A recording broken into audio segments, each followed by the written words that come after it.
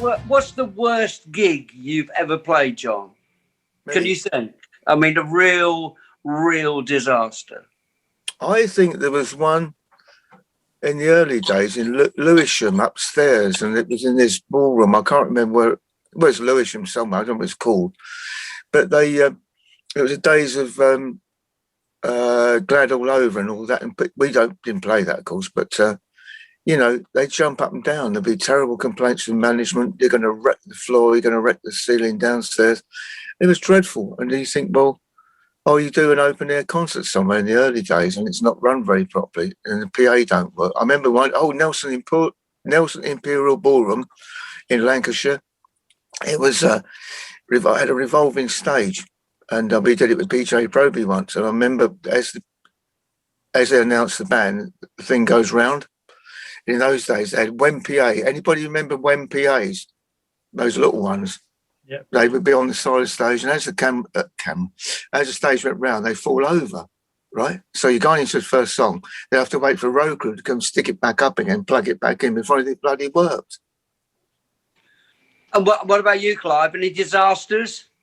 Well, I mean, I stopped counting gigs after 2000 gigs, that is. One year before Spirit, we did almost 300 shows in a year. And as you can imagine, there are countless tales of gigs that went bad. But I think the one that springs to mind now for me is actually quite recent.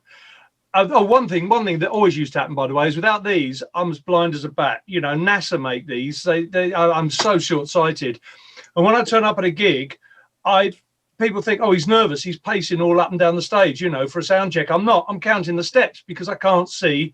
If there's any kind of dim light, I can't see the microphone. My microphone's now got a skull with little red eyes glowing on it. And everyone thinks it looks good, and it does. But what they don't know is I'm always leaving it slightly to one side so that I can see where my mic is on stage when the lights are down. So I was forever just falling off stages. And quite often, in the most comical fashion, I'd have these massive capes. I'd go, hello, everybody, it's me. What? One time, we played a sort of a supper club. And we played there the time before. And the guy who ran it introduced us to these things called 1080 snake bites, which was a very strong form of snake bite. And the show went very well. And it was quite laughing because we were miming, basically. And so the next time, everyone said, that's marvellous, you must do it again. So he had the winning formula of if it worked that time, giving them that much 1080, if I give them double, it'll be twice as good. Now, if you're scientific like me, that necessarily doesn't work, does it? So this time, instead of having an audience, he put dinner tables out and sold extra tickets and a meal, and we were kind of part of a proper cabaret. And he just kept bringing us these drinks. And I literally walked off. People are sat there with their dinner, and I ended up in their dinner on top of the table.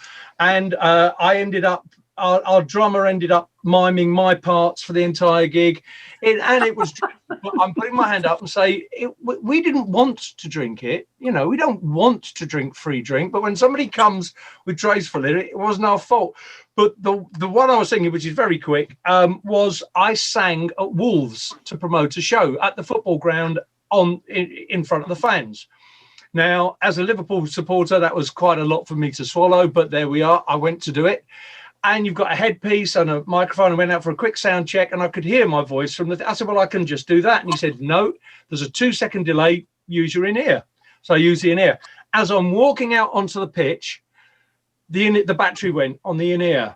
And I was doing Born to Be Wild and I did Spirit in half time.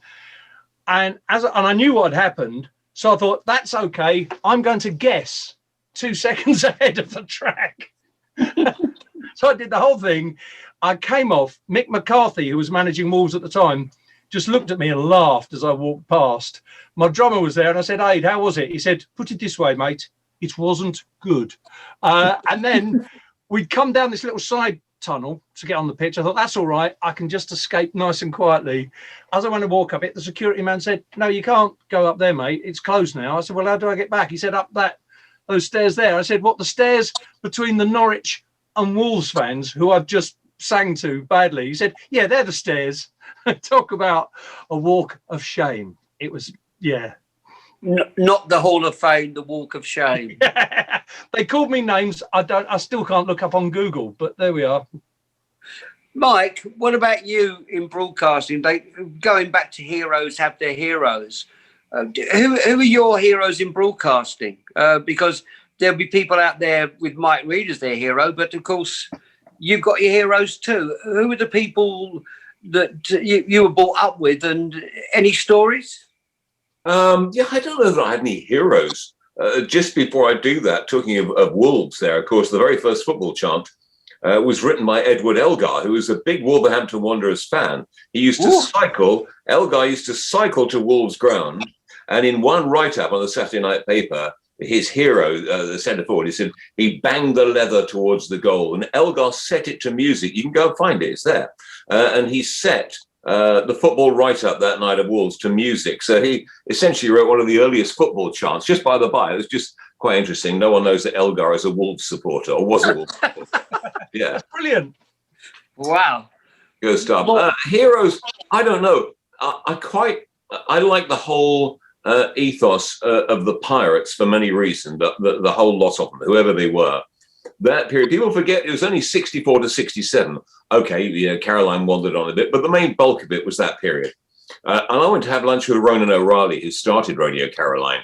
And basically, I think his family were basically IRA, and he did it to cock a snook at the government.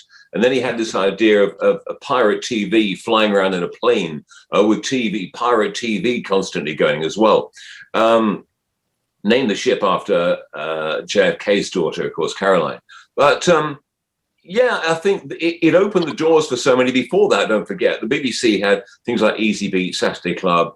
You know, they played the, great artists, the Helen Shapiro's, the Joe Browns, the Craig Douglases, that sort of fairly easy listening stuff. Of course, they got into the Beatles as well, who did sessions for them. But the Pirates opened the door for the whole industry, changed the industry totally, changed radio, changed publishing, changed songwriting, changed bands, created the British Invasion. It was a phenomenal 3 years for us. And a third of the country listened to the pirate stations. I mean, it really opened the door musically. It meant that you could make a living at it suddenly, that you could become successful in the States. Like Peter Noon, millionaire at 16, 17. Peter, I said, why did you move to the States straight away? He said, so I could live on the same street as my heroes. A really honest answer. But suddenly, young British bands were right up there with what we considered untouchable Americans. I mean, nobody could be Elvis. Young kids could maybe be Lonnie Donegan, get a guitar and be Lonnie or be Tommy Steele, but you couldn't be Elvis. He had the Cadillac, he had the look, he had the cool. Suddenly, the British kids, writers, bands, singers were really opening up in the States, and it opened our industry up enormously. And it was those guys out there floating up and down on those ships that broke down less than radio breaks down now in the high technology age, I've found. But those were the guys doing it. And we were mesmerized by things like, I remember saying to Mark Wesley, you did wonderful things like the B-side show. He said, yeah, we hadn't got enough records out here. So we thought, what the hell are we going to do? Let's turn them over and do a B-side show. But at the time, everybody thought it was cool. And that excitement, I think, of being several miles offshore and the cars lining up on the shoreline and Johnny Walker saying, yeah, give us a flash if you're listening to us. And hundreds of cars flashing on the shoreline. There's something quite wonderful about that. Must have been amazing. I think Radio Caroline was great for Clive because we had a single called Caroline and they played it all the time. It was great. We thought, thanks for doing that.